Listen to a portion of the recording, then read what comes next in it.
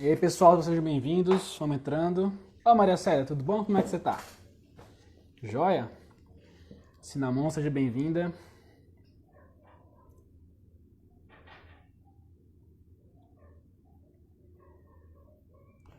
Bora, Guilherme, que a live vai ser braba hoje.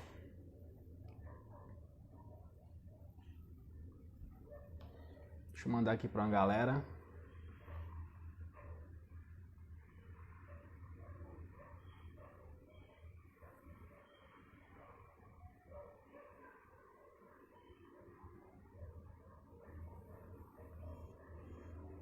Bora entrando.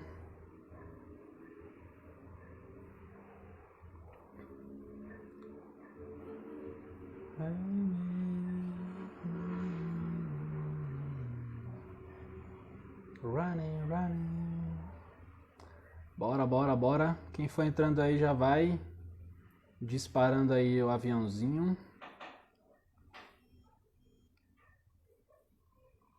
Que vai ser apocalipse. Bora, galera. Live de hoje vai ser loucura. Muito boa. Aê, monstro! Preciso começar a fazer o cardio. Se prepara, Betão, que vai ser doida a live. Bora, Alexandre. Acho que Alexandre é meu aluno. Cíntia Madeira, sejam bem-vindos. Gente, é o seguinte. Eu não vou enrolar, porque tem muito conteúdo para essa live. E, na verdade, eu tô fazendo essa live para quem aqui puder assistir, mas eu tô fazendo também para os meus alunos do curso da plataforma do Inglês Científico, que vai estar totalmente lá para sempre, essa live gravada. É muito conteúdo foda em 1 hora, tá? Ou seja, já pega o papel e lápis e anota tudo, porque tua visão de muita coisa vai mudar hoje, mas vai mudar assim. Até o final dessa live, você vai ficar de cabelo arrepiado com o que eu vou falar aqui, beleza? Vamos lá. Então, a gente vai falar hoje sobre medo, tá? A gente vai falar especificamente sobre como o medo, ele impede você de aprender inglês, impede você de fazer várias coisas, tipo, em tudo na vida, né? E eu vou começar essa live falando que eu acho que é muito importante que eu, Leonardo, já tive medo de inglês. Na verdade, inglês foi o meu primeiro trauma na vida escolar. Minha primeira nota baixa foi em inglês. Foi um 6.1, nunca esqueço. Numa prova desgracenta de besta, onde se perguntava how old are you, how are you. Eu lembro que eu trocava essas paradas. Eu lembro até hoje da foto que tinha na desgraça da prova. Era uma foto de um bolo. Aí falava lá candle, eu confundi candle com can. Bizarro, assim. Era o quê? 4ª série. Então, inglês foi minha primeira nota baixa na escola. E inglês foi uma fonte de vergonha pra mim. Porque depois dessa nota baixa, eu era, tipo, muito... Sempre notão, sempre 10. E já na 4ª série já tinha essa coisa de tirar nota muito alta. Então foi minha primeira grande frustração que eu lembro. Foi uma nota baixa em inglês. E por muito tempo o inglês pra mim foi muito frustrante. Porque toda vez que alguém perguntava pra eu falar alguma coisa em sala, eu não conseguia, eu travava, porque aquilo estava associado ao meu maior trauma. Ou seja, o trauma, ele impedia que eu continuasse colocando em prática aquela habilidade que pra mim eu era muito fraco. E quanto mais eu evitava colocar aquilo em prática, o que acontecia? Meus amiguinhos, eles iam aumentando o inglês e meu inglês ficava lá no mesmo, porque eu não me desafiava. E aí o que aconteceu? Foi que, pra mim, eu tive uma sorte muito grande de conhecer jogos de computador. Porque no jogo de computador foi onde eu deslanchei no inglês, não foi na sala de aula. E desde lá foi uma caminhada maravilhosa no inglês, sem parar. Porém, não falando em relação ao inglês, mas falando em relação à vida como um todo, no ensino médio eu sofri muito bullying. E eu sempre fui muito nerd, eu sempre perguntava muito na sala de aula e eu sofria um bullying muito forte no ensino médio, onde quando eu perguntava alguma coisa, um grupo da sala mandava calar a boca. e aquilo começou a me suprimir. Era um grupo grande de pessoas falando, cala a boca, Léo. E aquilo fez com que minha autoestima no ensino médio, ela se encolhesse, tá? E eu só ganhei autoestima novamente na universidade, quando na universidade eu me destaquei pelo meu conhecimento, e lá o conhecimento era valorizado, e isso me levou para um patamar onde minha autoestima ficou muito alta, eu ganhei confiança em várias coisas, tá? Mas eu também sei como é que é estar em um ambiente de medo, eu sei onde é que é estar em um ambiente onde o trauma que você teve, ele impede que você haja, que você esteja em ação, tá? Então, isso eu tô colocando aqui para vocês entenderem que eu também sinto medo, eu também já senti medo, né? Hoje eu não sinto mais medo de inglês, nem de falar em público, nem do meu conhecimento, porque eu já ganhei uma certa autonomia e confiança muito grande, tá? Então, eu vou fazer aqui, eu vou passar por 6 pontos nessa live e é muito foda esse script. Eu vou primeiramente começar a falar as principais fontes do fracasso no inglês científico. Segundo, eu vou literalmente recitar uma parte de uma entrevista de um livro onde foi uma entrevista metafórica com o diabo. É muito foda isso. Terceiro, eu vou adentrar, eu vou especificar no medo da crítica. Quarto, eu vou fazer uma definição de medo, que eu tenho uma experiência muito legal. Quinto e sexto, eu vou fazer sobre autoconhecimento, sobre como desdobrar esse medo para que você não consiga mais ser dominado por ele. Tá? Então a gente vai desde diversos fracassos, por que um deles é medo, a gente vai dissertar sobre medo e depois vai achar a solução. Então é muito foda por causa desse script, tá? Então, bora lá. Primeiramente, eu gostaria aqui de ler para vocês algumas fontes de fracasso que eu acho que está muito associado com o inglês científico, tá? Então, existem várias maneiras de você não conseguir ter um inglês científico bom. A primeira delas é não ter um propósito definido. O que é isso, Léo? Mano, você tá estudando uma porra do inglês científico pra quê? Pra ir pra onde? Pra qual universidade? Pra conseguir o quê? Pra ter autoconhecimento? Pra ter reconhecimento? Pra ganhar algum prêmio? Pra publicar um paper? O que é? Deixa muito claro essa parada, mano. Do que você tá fazendo, tá ligado? Segunda coisa, falta de ambição de estar acima da mediocridade. Eu sou uma pessoa que eu nunca me contentei estar ali na meiuca.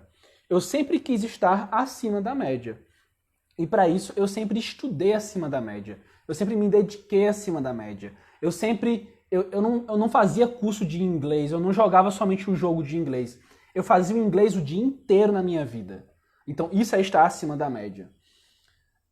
Outro é a formação insuficiente. Se você não se dedica, você não tem acesso a métodos adequados, você não tem milagre. Falta de autodisciplina, né? Porque você não...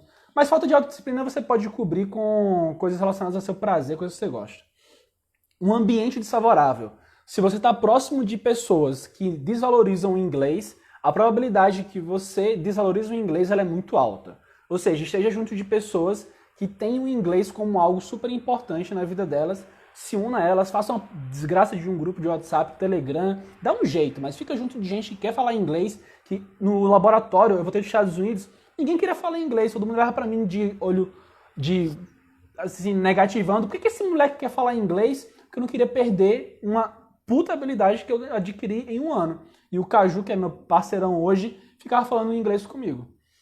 Então crie um ambiente de inglês, tá? E o hábito de deixar tudo para depois, né? Vou começar o inglês semana que vem, vou começar o inglês mês que vem, ano que vem. Vai lá e começa. E aí quanto mais tempo você demorar, mais próximo você vai estar do seu fracasso de chegar num congresso e você não conseguir fazer uma apresentação, não conseguir entender uma palestra, não conseguir falar com um professor num coffee break. Vai adiando, vai. Falta de persistência, personalidade negativa, que é sempre ficar, eu não aprendo inglês, não sei o quê. Desejo incontrolável de ganhos fáceis, que é o curto prazo. Falta de um poder de decisão, uma vez que eu começo um curso, vai até o fim. E o medo da rejeição. Então, esses são alguns que eu listei aqui. E por que eu parei no medo da rejeição? Porque para mim, o medo da rejeição de longe é o maior inimigo de você aprender inglês. Léo, você tem certeza que você está falando? É o maior inimigo de você aprender inglês. Qual que é o medo da rejeição? É o medo de alguém falar pra você e falar assim: ô filhão, você não é bom o suficiente não. Você é ruim, você é fraco. Você não vai. Alguém aqui já sentiu esse medo da rejeição em relação ao inglês? Sim ou não? Coloca aqui só para eu entender aqui como é que se a gente está na mesma linha. E aí? Alguém já sentiu esse medo da rejeição? Então, enquanto vocês vão respondendo aí, eu vou ler uma parte de um livro muito foda, onde tem uma entrevista com o diabo. E eu tô trazendo aqui o diabo de forma metafórica, tá? Diabo, não sei se vocês sabem, mas significa dualidade, tá? Se alguém aqui é religioso e não tem medo de que eu fique falando diabo, pense no diabo. Eu sou ateu, sou biólogo, pra mim Deus, diabo são simplesmente criações da mente humana, tá? E diabo que é dualidade, você tem que tomar uma decisão, scission, tá? Scission, essa cisão, quebra, tá? Diabo significa quebra. Ou você vai pra aqui ou você vai pra aqui, tá? Então, olha que foda que é essa entrevista. O cara, ele começa entrevistando o diabo e aí ele fala assim: agora que eu consegui ter acesso a você, bora trocar aqui uma ideia. E ele fala assim, o diabo fala: você é o caralho, me chama de sua majestade. E ele fala assim: sua majestade? Ele, mas por quê? E o cara fala assim, o diabo fala o seguinte: mano, eu domino 98% da população mundial. E o cara começa a falar assim: pô, mas como assim você domina 98%? Tipo, você tem certeza que você tá falando? Aí ele fala assim: eu tenho prova aqui, cabal. E ele fala: tá, mas como que você faz isso, né? E ele pergunta assim, e o diabo fala: mano, eu domino as pessoas através do medo. Eu coloco na cabeça das pessoas o medo, e ao colocar o medo, elas não agem, elas não tomam decisões, elas não prosperam na vida, elas não crescem, elas não evoluem, elas ficam com medo de falar, de agir, de tomar decisão, de tudo, tá? E aí ele começa, tipo, a cutucar, né? Mas, tipo, você realmente controla 90% da população mundial? Aí ele fala: veja aí a quantidade de pessoas que não conseguem tomar decisões sozinhas e estão numa zona de conforto empacadas na mesma merda de vida há muito tempo. Eu vejo dezenas de milhares de cientistas assim em relação ao inglês, todos os dias. E aí ele pergunta: tá, mas tipo, como que você faz isso em relação ao medo? Aí ele fala: eu faço isso em relação ao medo, fazendo com que essa pessoa, ela queira pertencer a um grupo e ela queira pertencer a um estado e ela fica com medo de não ter isso. Como que ele faz isso? Através de 6 medos. O medo da pobreza, da crítica, da perda de saúde, da perda do amor, da velhice e da morte. Desses 6 medos, a gente vai focar aqui no medo da crítica, tá? E como que esse medo, ele literalmente ferra você, e não somente no inglês, mas em muita coisa, tá? Peraí, meu medo em ser fluente em inglês é voar demais e ter que ficar longe da minha família, parece meu bobo. Fiz graduação 500 quilômetros de casa, agora no mestrado é 2.200 quilômetros.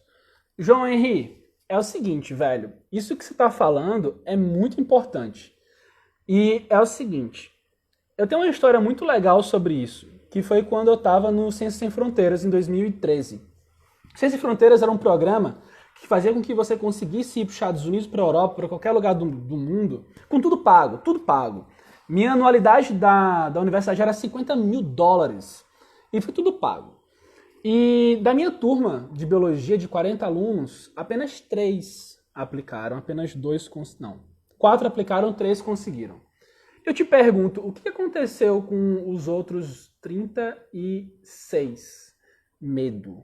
Medo de quê? Medo de sair de perto da mãe, medo de sair de perto do pai, medo de prosperar, medo de ter algo muito grande na vida. Isso muito provavelmente enraiza você a não decolar, a não ter sucesso. E assim, não tem certo e errado. A decisão é sua. Você tem que colocar na balança se você vai querer ter uma carreira de sucesso ou se você vai querer ficar com sua família para sempre. Lembrando que se você tem uma carreira de sucesso, você não pode voltar aí ficar com sua família com a melhor qualidade de vida. A decisão é sua. O medo vai te travar. Se você não tiver medo, você vai decolar. Então a maneira é como que você quer lidar, quais são as suas prioridades, né? Eu conheço várias pessoas que têm muito medo de sair longe da família e isso trava elas e elas chegam no final da vida e elas se arrependem de não ter vivido os sonhos delas e sim o sonho de outras pessoas da família dela. E aí vem o quê? Frustração. Inclusive, isso que você está falando, de você não viver teus sonhos, é um dos 5 maiores arrependimentos no leito de morte feito por uma pesquisa nos Estados Unidos por Harvard. Em leito de morte perguntou quais são os 5 maiores frustrações no final da vida. Não ter vivido os meus sonhos e sim um dos outros. Pega essa aí, viu? Que é pancada.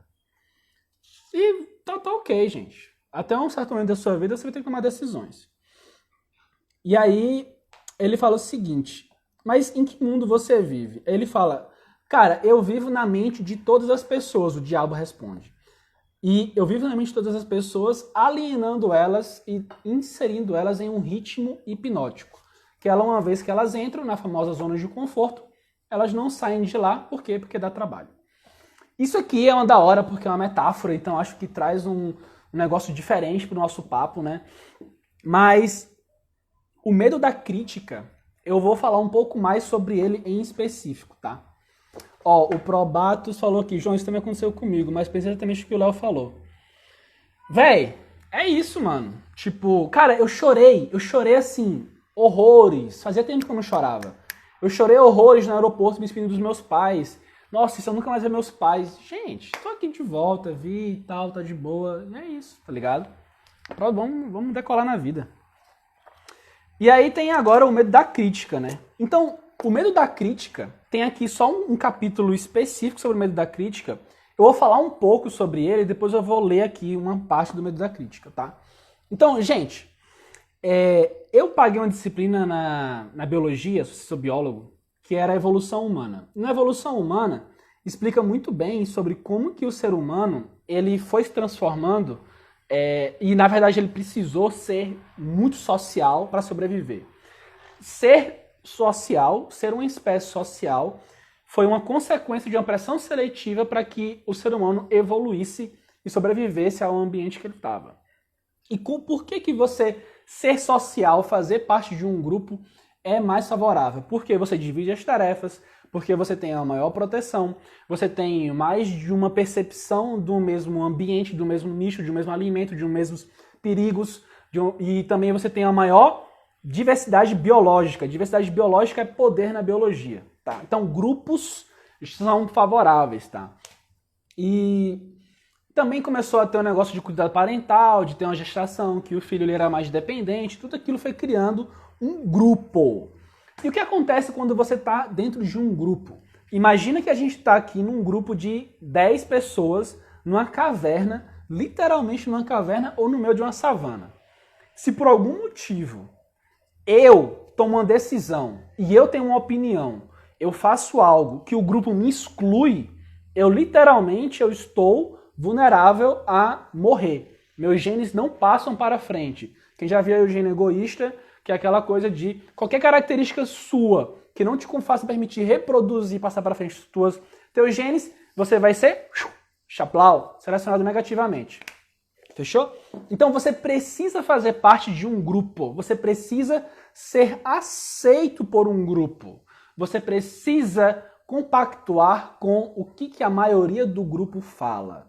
E se o macho alfa do grupo ou a maioria do grupo discorda do que você fala, a tendência é que você vai ser descartado do grupo. Fechou? Então, como que isso fudeu meu inglês, Léo? Vou te explicar. Vocês têm um órgão chamado amígdala. A amígdala, ela regula as tuas emoções. Ela está lá bem no centro do cérebro e ela regula o teu sistema límbico. E o ser humano, ele é totalmente dominado pela amígdala. A gente fala que o ser humano é muito racional, é região cortical, mas a real é que a maioria das suas decisões, cerca de 70% das suas decisões, são emocionais e não racionais. Você é uma espécie muito mais emotiva do que racional. Consequentemente, suas decisões são de sobrevivência. Suas decisões são de se alguém pode correr o risco de te criticar, você prefere não opinar a você ser criticado. A não ser que você pertença, a tua opinião, a um grupo que compactua com aquilo. Temos um exemplo muito claro hoje entre direita e esquerda no Brasil. Nada de certo e de errado, mas eu acho que extremismos são errados, mas em você ter uma visão mais conservadora ou progressista, em alguns pontos é ok. Em outros eu acho totalmente bizarro, mas isso vem em uma outra live.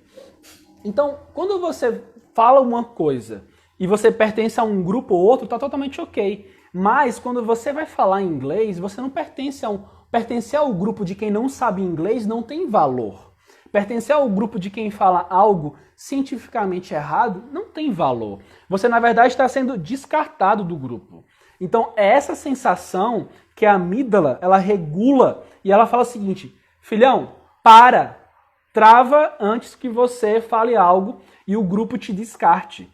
Você não sabe que você não falando inglês, isso da maneira racional, vai te descartar do grupo com potencial profissional de ter sucesso na tua carreira científica. E aí, o teu racional ele é mais fraco do que o teu emocional. Na balança, pesa muito mais forte você não querer ser excluído do grupo porque você fala um inglês errado do que você não ser fluente, não dominar o inglês. Olha que louco. Alguém aqui tem a consciência de que na tomada de decisão prefere não ser julgado, não ser criticado a ter um inglês melhor? Sim ou não? Fala aí comigo. Vamos ver se aqui tem alguém falando algo muito legal.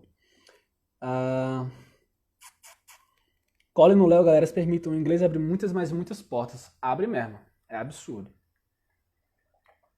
A quantidade de portas que o inglês abriu pra mim, meu filho, não cabe num livro dessa grossura aqui, ó. É surreal. Então, quando a gente pensa nessa razão, eu quero que vocês me falem. A pergunta é o seguinte: vocês preferem não sofrer julgamento, tá? Isso aqui é uma opção. E a outra opção é, ao não sofrer julgamento, a consequência é que você não vai ter um inglês bom. Então, o que você prefere?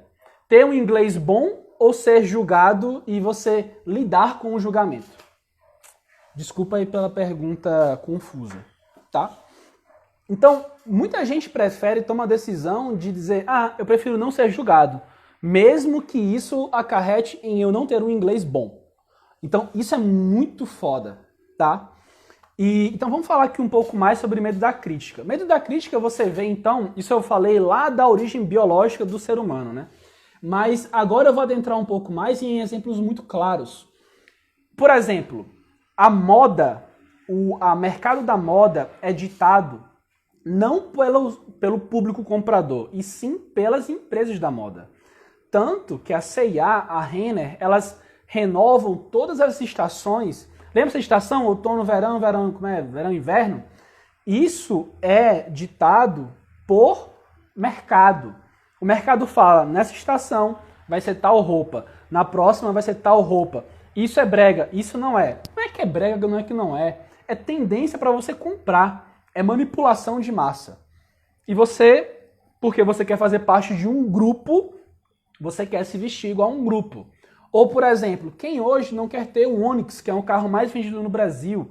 Quem hoje não quer ter um carro de luxo que pertence a um grupo elitizado? Agora, você não ter carro por muito tempo foi ruim, mas hoje está invertendo essas coisas.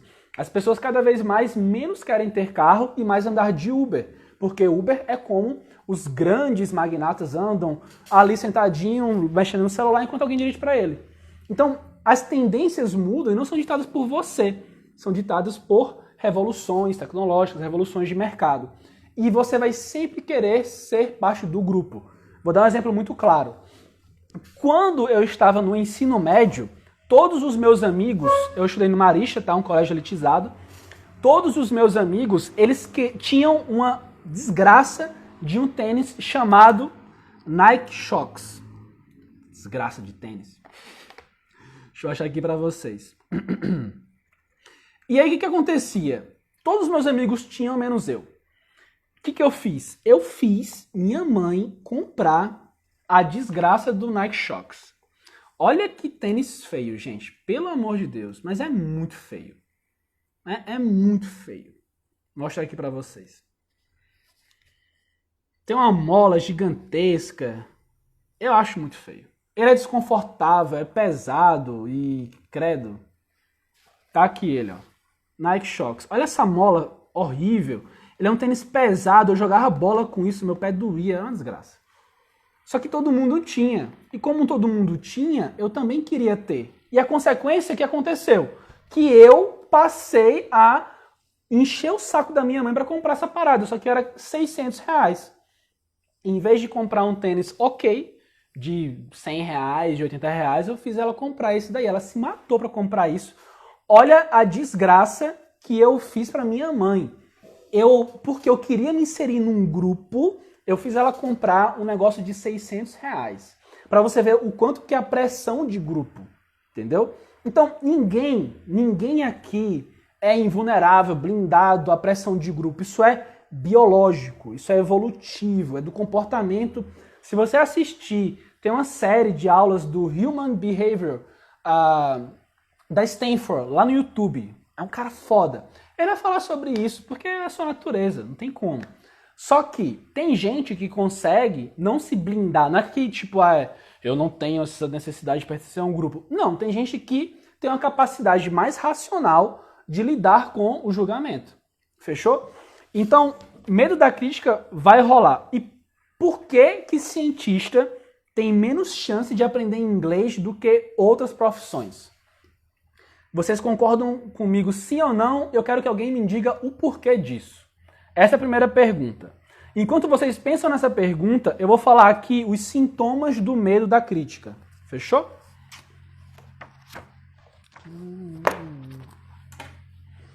Bora lá. Vai respondendo essa pergunta aí enquanto eu vou falando aqui sobre o medo da crítica. Preste atenção nisso daqui, ó.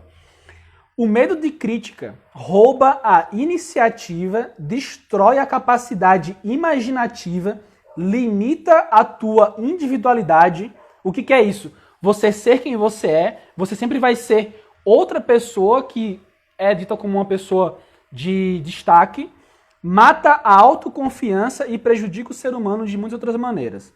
Às vezes, preste atenção aqui, os pais causam danos irreparáveis aos filhos ao criticá-los. Ou seja, se você hoje tem algum problema com crítica, com medo de ser julgado e criticado no inglês, provavelmente você deve ter medo de ser criticado e julgado em outras áreas e provavelmente isso vem da tua criação. Óbvio, nem todo mundo aqui tem condição. Eu tenho hoje a condição de ter um psicólogo. É algo que eu recomendo para qualquer pessoa. Porque foi aí que eu entendi as origens dos meus pontos positivos e negativos. E no meu caso, minha mãe, ela fez o contrário. Ela sempre me elogiou demais. Isso fez com que minha autoestima tivesse uma robustez muito grande. Só que exacerbou e virou um ego muito alto. Que eu vou falar em mais uma live futura, tá? Mas, voltando aqui. A mãe é um dos meus companheiros de juventude. A mãe de um dos meus companheiros de juventude... Olha, isso aqui é foda, gente. Pelo amor de Deus. A mãe de um cara costumava castigar ele fisicamente quase todos os dias e sempre completava com um comentário. Antes dos 20 anos, você vai estar na cadeia. Sabe com quantos anos ele foi pra cadeia? Com 17 anos. De tanto que a mãe ficava colocando isso na cabeça dele. A minha mãe fez o contrário. A minha mãe, eu tinha um caderninho de exercícios e ela sempre colocava... Era meu e dela. Ela corrigia, ela colocava o seguinte, olha o poder disso. Durante 10 anos, doçura, você vai longe. Filho, seu futuro será brilhante. O céu é o limite, ao infinito e além, do Buzz Lightyear. Eu lia aquela frase todos os santos dias da minha vida, por 10 anos. Até que chegou um momento que eu entrei na universidade, no UFPB, e eu falei, eu não quero UFPB, eu quero USP. Eu entrei na UFPB, saiu Sem Fronteiras, eu falei, eu não quero aquela universidade, eu quero San Diego, Califórnia. Tá até aqui, ó. University of California, San Diego. Por quê? Minha mãe, ela enfiou na minha cabeça que o céu era o limite. Então eu tenho esse negócio de querer o maior sempre. Ao contrário dessa mãe aqui, que falou pro cara que ele ia pra cadeia aos 20, ele foi aos 17. Ou seja, o teu pai e tua mãe te criticando, teus professores, eles podem, literalmente, vão polir o teu sucesso no inglês e em qualquer outra coisa na carreira. Olha isso aqui como é legal. Os parentes mais próximos costumam ser os piores críticos. Deveria ser considerado crime, na verdade é um crime da pior espécie, pai ou mãe inserirem complexos de inferioridade na mente dos filhos, por meio de censuras desnecessárias. Preste atenção no que eu vou falar agora. A crítica planta no coração e na cabeça o medo e ressentimento, nunca o amor e o afeto. Fechou? E aí, gente, eu quero que vocês me digam aqui, quem aqui se sente... Ó, minha manhinha tá aqui, ó. Rosilene L. Santos colocou na minha cabeça que o céu era o limite. E isso me fez aonde? Ir pro céu é o limite. Então, cuidado com a relação que você tem com seu pai e com sua mãe. E se você sente que tem uma certa relação de crítica muito forte, busca resolver isso através de terapia, através de meditação, de budismo e etc. Porque você precisa resolver isso, senão isso vai te arrastar. É uma âncora. Você está tentando andar e tem uma âncora te arrastando e você não consegue andar. Você tem um negócio que te prende. É a maneira como você foi criado de maneira tão crítica e negativa. Fechou? E aí, gente? Alguém aqui respondeu por que o cientista ele tem a maior dificuldade de aprender inglês? Caralho, ninguém respondeu? Não é possível. Não é possível. Ninguém respondeu. Responde aí, gente. Ninguém tem ideia do porquê que o cientista tem mais dificuldade de aprender inglês do que outras profissões? Eu vou parar e eu quero que alguém responda isso aqui. Quero que alguém chute pra mim. Alguém tem ideia? Eu tô falando de crítica o tempo inteiro, gente. Qual que é a relação entre crítica e ciência? Crítica e cientista? O cientista ele é criticado o tempo inteiro. O cientista critica o tempo inteiro. Exatamente. Ciência é feita com críticas. É isso. Você está num ambiente crítico, competitivo, negativo o tempo inteiro. Você tem que ser perfeito o tempo inteiro. E isso molda no cientista uma sensação de que eu só posso produzir algo quando ele estiver perfeito.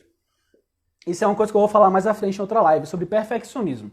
Como que isso desgraça o teu trabalho? O medo de ser confrontado no trabalho, exatamente. Isso tem muito a ver com ego também, que eu vou falar mais à frente. Então, por você, quando vai apresentar um seminário, você quer que aquela parada seja perfeita, você não faz a frase mais poderosa do inglês, que é antes feito do que perfeito. E é por isso essa frase, antes feito do que perfeito, ela quebra um tabu que existia em relação a por que crianças aprendem inglês e idiomas mais rápido do que adultos. Isso é mentira, não é verdade. Entendeu? Não é que crianças têm um cérebro que aprende mais... Desculpa. Que elas aprendem mais rápido mas não é porque elas têm um cérebro mais plástico que assimila a parada melhor. Óbvio que não. Você é um ser humano, você tem um puta cérebro, um crânio desenvolvido com muito neurônio pensante, com sinapses pra caramba. Você tem muito mais poder de estudar do que uma criança, filhona. Só que você tem um problema. A criança, ela não desenvolveu ainda o medo da crítica. Já você tem isso aflorado. O cientista ainda mais. Então, é por isso que você, adulto cientista, tem mais dificuldade de aprender inglês que outras profissões. E por que eu estou constatando isso? Porque uma vez que você pega isso, você tem que fazer o quê? Desconstrói. Pega um problema, qual que é a fonte da minha amostra de cultura está contaminada? Ela está contaminando de células, ela está contaminando do camundongo para a placa, da placa para a outra, da lavar, aonde? Acha a fonte e soluciona o problema. Onde que está o problema do meu experimento? Acha o problema e soluciona ele. É isso. Eu estou escancarando o teu problema. Você não aprende inglês porque você tem medo de ser julgado, porque você tem medo de crítica. Entendeu? Fui eu que coloquei o medo de ser confrontado sem ter trocado de contas no Insta. Me desculpa. Sem problema. Então você tem que entender que você vai ser julgado. Não adianta. O teu orientador vai te julgar, os teus amigos de laboratório vão te julgar. Eu lembro que teve uma vez que eu estava apresentando um seminário no laboratório e eu apresento de maneira assim, bem de boa. Tipo, nos Estados Unidos tem gente que fala we has, ou então, como é que fala? She have, he have, e passa e tá ok. É a mesma coisa que a gente falar em São Paulo aqui, 2 pão, me dá 2 pão. Tem essas... A língua, ela é móvel. Eu falei uma parada dessa, por exemplo, acho que eu falei she have, it have. E aí, uma pessoa do laboratório falou para um amigo meu, olha, o Léo é professor de inglês e comete esses erros. Olha o ambiente de julgamento, de crítica que existe no teu laboratório. Você vai ser julgado, não adianta. Você vai ser julgado num congresso, você vai ser julgado pelos qualquer esquema de avaliação, você vai ser julgado o tempo inteiro. Por quê? Porque as pessoas julgam, ainda mais na ciência, tá? Mas, Léo, você tá falando tudo isso, tipo, e caralho...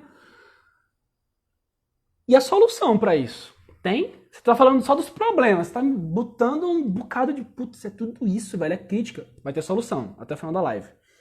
O Probatos aqui falou, Léo, vou ter que sair, mas gostaria de deixar uma contribuição para desconstruir esse medo. Leiam o livro de economia, do economista libanês Nassim Taleb. Nossa, muito bom, velho. Esse livro é foda. Eu posso até fazer uma live sobre ele, o Antifragilidade, coisas que se beneficiam do caos. Muito bom. Muito bom, Probatos. Eu tenho a sensação de que os nativos que julgam mais, tipo, olha lá, o brasileiro nem sabe falar. Gente, a gente aprende um inglês no Brasil bizarro. A gente aprende um inglês no Brasil equivalente a como se a gente falasse em português, porque voz, nem sei. Eu vou, tu vais, ele vai, nós vamos, vós vais, eles vão. Não sei nem conjugar voz. Mas é tipo, falar tão certinho em inglês é como usar o voz. Eles não usam dessa forma tão perfeita lá. E tá ok com isso. Entendeu? Então tem que desconstruir tudo isso, gente. Porque senão vai ser muito difícil vocês decolarem no inglês. Fechou? Agora eu vou para uma... Deixa eu ver se eu terminei aqui. Aqui eu terminei. Eu vou agora para uma reflexão sobre medo, tá? Léo, você tem ainda medo quando você vai fazer alguma apresentação? Você ainda tem algum medo quando você vai falar em inglês para alguém, para um público? Gente, eu não sou muito parâmetro, porque eu sou uma pessoa que em público eu tenho mais autoestima do que quando eu estou numa conversa 1 a 1. Eu não sei o que acontece em público quando eu ganho uma força que eu falo de boa. Mas tem uma sensação que eu senti que foi quando eu fui apresentar um seminário de uma disciplina que eu não dominava muito, nos Estados Unidos, de bioquímica. Naquela disciplina que eu não dominava, eu voltei a sentir medo depois de 4 anos, em apresentar um seminário. Olha que louco. Foram 4 anos sem sentir medo e aquela sensação voltou. E eu me perguntei, por que essa sensação voltou? E eu nunca entendi muito bem, por mais que seja óbvio, não era algo que eu dominava, mas eu nunca entendi muito bem por que tinha voltado aquilo. E nunca mais voltou, depois sumiu, porque eram coisas que eu dominava muito. E aí você vê que a relação de você ter medo significa que quanto mais você domina algo, menor é o teu medo. Quanto menos você domina algo, maior é o teu medo. Ou seja, o medo ele está associado à incerteza do que pode acontecer. Ou seja, se você se prepara para que a única certeza quando você for falar algo em inglês é que alguém vai te julgar, é impossível você ter medo. E aí você pensa, mas Léo, eu não estou pertencente a um grupo. Fala o seguinte, essa pessoa que me julga, ela provavelmente ela não deve ter um inglês muito bom. Ela está muito preocupada em julgar e não em aprender. As pessoas que estão realmente num grupo que sabem inglês e estão preocupadas com a evolução da ciência com o inglês, elas não vão te julgar, elas vão te querer jogar para cima. Sou eu, o Caju, a Isadora, a Naná e várias outras pessoas. Qualquer pessoa que te julgar, pense o seguinte, quando alguém profere uma crítica sobre você, quando alguém profere palavras negativas sobre você, ela está dizendo muito mais sobre ela do que sobre você. Fechou? E tem uma outra frase. Prego que se destaca é martelado. Se você está querendo aprender inglês, significa que você quer se destacar. E se destacar é uma coisa boa, Trata como uma coisa boa. E você vai ser martelado. Fechou? Então, se alguém te julga, pensa assim, essa pessoa ela é muito mais insegura que eu. Porque se ela fica proferindo que eu não sou bom, é porque ela tem algo nela mesmo de insegurança, de muita autocrítica. Ela que se mutila. Ou seja, por mais que seja um sentimento ruim, sinta pena da pessoa, não de você. Fechou? Eu queria, inclusive, trazer futuramente mais pessoas que passaram de não ter para ter medo no inglês, porque eu não sou um exemplo muito bom disso no inglês, eu sou em outras coisas. Como é o caso de apresentar seminário. No ensino médio, apresentar seminário, as pessoas ficavam vaiando e falavam cala a boca, Léo. Na universidade, eu me destaquei muito. Eu consegui lá. Entendeu? Dá pra fazer o mesmo. Então, quanto mais você dominar aquilo que você for falar, quanto mais você treinar o inglês, mais você vai ter segurança, tá? E agora a gente vai para a solução. Qual que é a solução disso aí então, Léo? Quem que me diz aí qual que é a solução para você conseguir? Então a gente fez o quê? A gente identificou que medo é uma das razões do fracasso no inglês. A gente destrinchou que é o medo da crítica. A gente dissertou sobre o medo da crítica evolutivamente, relacionou isso a como no livro lá metafórico o diabo te domina metaforicamente com o medo e não te deixa tomar decisões. O medo te leva à indecisão, à dúvida e ao fracasso. Então, agora que a gente falou sobre tudo isso, como que soluciona essa parada? Vamos lá. O EC Bresolin falou, eu tenho essa insegurança porque meu inconsciente diz que os nativos se acham, porque o inglês é soberano na ciência. Já ouvi isso de um nativo. Cara, eu não sei você, mas eu tive a sorte de conviver com nativos americanos que simplesmente fizeram meu inglês decolar. Eles falaram, Léo, eu tô aqui para te ajudar. Eu não vi ninguém me julgar quando eu errava, porque quando eu fui para os Estados Unidos eu não tinha um inglês científico bom, eu tinha um inglês bom. E lá que eu aprendi o inglês científico, ou seja, eu errei muito. E eu cheguei a dizer assim, velho, é tão bom errar porque significa que eu tô aprendendo. Se você se pegar não errando, não sendo corrigido, significa que você não está aprendendo. Então, simplesmente, você tem que entender o seguinte. Você tem que entender que vai fazer parte de você ser, tipo, julgado, de você ser, tipo, criticado, entendeu? Léo, você já teve algum artigo recusado? Cara, sim, mas é porque eu acho que a gente tava atirando muito alto. Porém, foi muito da hora atirar alto. Porque quando você atira alto na revista, o que acontece? Os editores da revista, eles te sugerem experimentos que não... Se você responder alguns deles, você não consegue emplacar algo muito alto, mas você consegue entrar muito mais facilmente em algo um pouquinho mais baixo.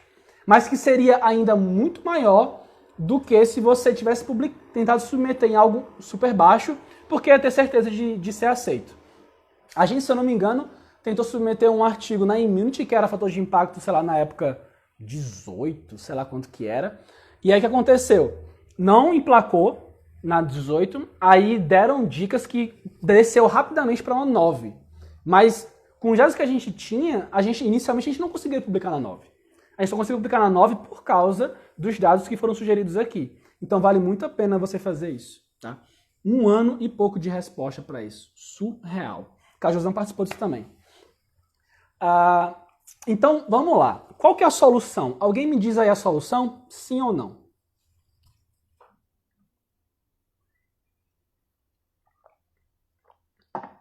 Eu vou já dar dicas, tá? A solução está em autoconhecimento. Fechou? Autoconhecimento. Quem assistiu às lives e o Caju perguntou pra mim o que eu mudaria se eu começasse a fazer ciência de novo hoje, seria invista em autoconhecimento. Mas, Léo, como assim autoconhecimento? Eu tô fazendo muito merchan hoje, né? Os livros que eu usei hoje, o do Diabo é esse aqui, Mais Esperto que o Diabo. O outro do Medo das Críticas é do Quem Pensa Enriquece, do Napoleon Hill. E eu vou falar um agora muito bom da Monja Coen e do Leandro Carnal, chamado O Inferno Somos Nós. Fechou? Vamos lá. Vamos falar mais sobre isso. A razão de você não prosperar no inglês, de você não decolar no inglês, não é o medo das críticas. Desculpa. Não é as críticas. É o medo das críticas. E é a maneira como você lida com as críticas. Se você entender que sempre vai ter crítica, não adianta, vai ter. É a maneira como você lida com isso. E como que eu lido e como que o livro O Inferno Somos Nós, do Leandro Carnal, ajuda você a trabalhar isso. O que significa a expressão O Inferno Somos Nós?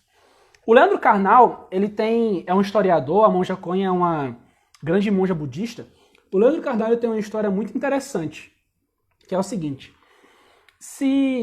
Ele fala o seguinte, se alguém chega para vocês, vamos supor, Marcelo, eu vou te usar de exemplo, mas eu espero que você tenha abertura para receber o que eu vou te falar. Vamos supor que eu, Léo, chegue pro Marcelo, tá? A gente já troca ideia, a gente é brother. Eu falo assim, Marcelo, você é um filho da puta. O Marcelo, ele tem duas opções de lidar com isso. Ou ele tem a opção de lidar ficando enfurecido, ou a opção de lidar ficando pleno. Se o Marcelo ele vai ficar enfurecido, significa que o inferno está nele. O que é o inferno? É como que ele reage. Puf! Caralho, porra, como assim você fala que minha mãe é uma... Sou filho da puta, minha mãe é uma puta. Caralho. Você fica tipo loucaço. Porém, se o Marcelo ele reage de forma plena, significa que ele pensou o seguinte. Duas condições para eu ficar pleno. Primeira, minha mãe não é uma puta. Então não tem por que eu me desestabilizar. Ou, se minha mãe de fato fosse uma puta, era uma constatação que a pessoa está fazendo. E não tem nada de errado com isso. E eu trago isso para mim para a mesma coisa. Se alguém fala para mim, Léo, você errou nisso. Se eu realmente errei, o que eu faço? Eu falo, nossa, obrigado pelo feedback. Eu vou tentar trabalhar isso para ser uma pessoa melhor, para poder melhorar, não que aconteça de novo. Desculpa se isso te incomodou. Isso dá uma sensação de plenitude tão grande, gente, mas tão grande, comparado a, pô, eu errei, mas você também errou naquela parada lá. Ô, mas você também é um bosta. Ô, cara, você faz isso todo santo dia, agora você tem que falar isso comigo? Para com isso. Você criou um estresse desnecessário. Se você realmente errou naquilo, por que não aceitar que você errou? Se alguém chama sua mãe de puta e ela não é, ok. Assimile. É isso. Entendeu? Essa pessoa ela tentou te destabilizar e você é pleno em relação a isso. Tem uma frase muito da hora do Bruce Lee, que é o seguinte. Ele fala que se todas as vezes que alguém te proferir uma palavra, uma frase ou um sentimento e você reagir de prontidão, você é um escravo daquela pessoa. Se teu orientador, se teu namorado, se teu pai, se tua mãe, se teus amigos, se o coordenador, se um avaliador, se um revisor do artigo, seu editor, te fala algo e você reage, você é um escravo daquela pessoa. E você sempre será escravo dela.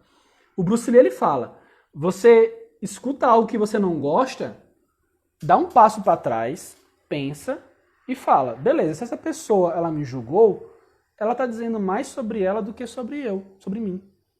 Se ela está me julgando, será que ela pertence àquele grupinho de pessoas que tem uma vida miserável? Será que ela pertence a um grupinho de pessoas que é medíocre? Será que ela pertence àquele grupinho de pessoas que a vida é criticar os outros? Então você fala, beleza, eu estou no meu processo de evolução. A tua amígdala, ela não está no teu controle. Quem está no teu controle é teu córtex. Seja racional. Alguém te critica, seja racional e fala, cara, que bom que essa pessoa me criticou. Eu estou evoluindo com isso. Eu estou aprendendo com isso. Eu estou melhorando com isso. Ou seja, é literalmente, alguém te criticar no inglês é a mesma coisa de chamar, ô, seu filho da puta, sua mãe é uma puta. E aí você fala assim, não, ela não é. Ou então, de fato, ela é. Ou então assim, não, eu não errei nesse ponto, eu acho que eu não errei. Acho que seu julgamento está sendo imparcial. Ou, de fato, eu errei, eu quero aprender. É isso, gente. É a maneira como você lida com as críticas. Porque o inferno está em você.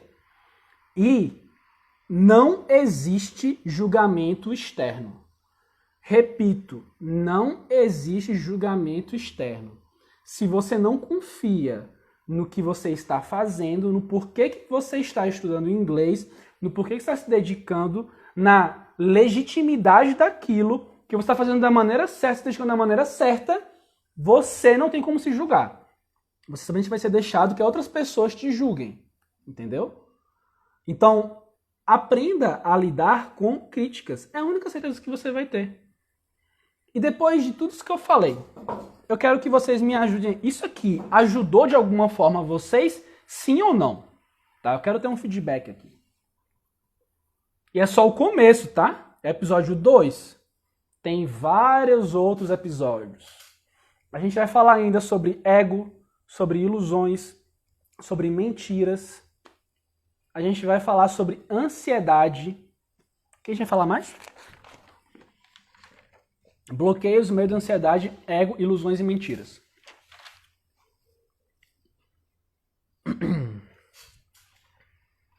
E aí? Alguém quer compartilhar em detalhes um medo que sentia em relação a, não somente ao inglês, mas a tudo. Eu acho que aqui a gente aprendeu sobre como lidar com medo em relação a tudo. Eu pergunto a vocês, vocês realmente têm consciência de quem vocês são? Tipo, vocês têm plenitude da personalidade que vocês têm, do conhecimento que vocês têm? Porque quem tem plenitude nisso não se destabiliza por nada, entendeu? Por mais que esteja errado. Gente, eu vou te contar um segredo para vocês, preste atenção. Eu sempre falo isso. Um dos momentos mais incríveis da minha vida foi na universidade. Quando um professor, ele me ensinou a frase, eu não sei. Ele falou, Léo, tá ok falar, eu não sei. Isso mudou minha vida. Sabe outra coisa que mudou minha vida? Quando eu, na Monja Coen, no budismo, ela me ensinou a frase, eu concordo, eu errei. Você aprender a falar, eu não sei, e eu concordo, eu errei, eu estou errado. Se isso te incomodou, eu gostaria de sentar junto com você e a gente resolver isso. Ou então, se você me critica tanto, pergunta para a pessoa, fulano, eu posso estar errado, mas eu sinto muita negatividade vindo da tua crítica. Por que você faz isso? Como que você se sente fazendo isso? Porque se você está pleno num processo de evolução, de crescimento, nada te abala. Entendeu? Eu não sou budista, cara, mas eu... Ah, sim, sou e não sou, né? Eu gosto muito, eu consumo muito budismo. E o budismo me trouxe muito autoconhecimento e paz para lidar com as coisas. Porque a nossa vida, a gente está o tempo inteiro tomando decisões. E se toda vez que você for tomar, a gente toma... Eu mesmo, hoje de manhã com o Caju, acho que eu tomei mais decisões em um período de, sei lá, 1 hora do que na semana passada inteira, por exemplo. Isso drena a cabeça. No almoço eu tava assim, caralho, velho. Então, toda vez que você tomar uma decisão, você cansa muito. E o budismo ele me ajudou a tomar decisões de maneira mais estável. Entendeu? Não me desestabilizar pelo que acontece no dia a dia. Aconteceu, a gente lida. Alguém me criticou? Obrigado. Alguém falou, Léo, você errou? Vou melhorar. É isso. Comunicação e você ter consciência disso. É isso. Mais alguém, gente? Porque foi isso. Amanhã, no mesmo horário, eu vou fazer uma live. A live de amanhã vai ser sobre o quê? Ah, essa aqui vai ser da hora. Pronto, para quem gosta de budismo vai ser da hora. Vai ser sobre ansiedade. Eu vou literalmente destrinchar por que ansiedade é um grande inimigo do teu inglês. Um grande inimigo do teu inglês. Quem aqui gostou disso, tira um print, coloca no Stories e fala série Unlocking. Unlocking, vocês sabem o que é, né? É desbloquear. Eu entendi, gente, que o problema de todas as profissões é bloqueio. Bloqueio em alguma coisa. Bloqueio de comunicação, bloqueio de medo da crítica, bloqueio de você botar pra fora o que você sabe, é bloqueio. Eu, durante anos, tinha técnica de ensinar inglês para meus alunos e não ia. Quando que eu aprendi? Quando eu comecei a entender que eles eram bloqueados em relação ao inglês. Que tinha trauma, não sei o quê, papapá. Eu falo, você consegue ir no psicólogo? Sim ou não? Porque seria muito bom se trabalhasse no psicólogo. Senão, a gente vai tentar trabalhar aqui, é o jeito. Porque é bloqueio. Galera, tudo bloqueada, velho. Galera, aluno meu começa a fazer 15 dias de aula e fala, Léo, eu sabia inglês, eu não sabia. Eu, como assim eu sabia inglês, não sabia? Cara, só foi colocar em ação que, tipo, o medo passou. Aí eu, tem uma frase famosa chamada a ação cura o medo. Rapaz, é isso. Fechou? Então, gente, divulga aí que a partir de agora é pancada. Que é muita live. Só sexta-feira que vai ser num horário diferente, porque sexta-feira à noite é eu e a mozão. Nada abala isso. Fechou? É isso. Tamo junto. E quem aqui não é meu aluno ainda, essa aqui foi a nossa oportunidade de assistir essa live. Quem aqui é meu aluno, essa live com esse conteúdo top, vai lá para a plataforma Scientific English, que você vai ter acesso para sempre.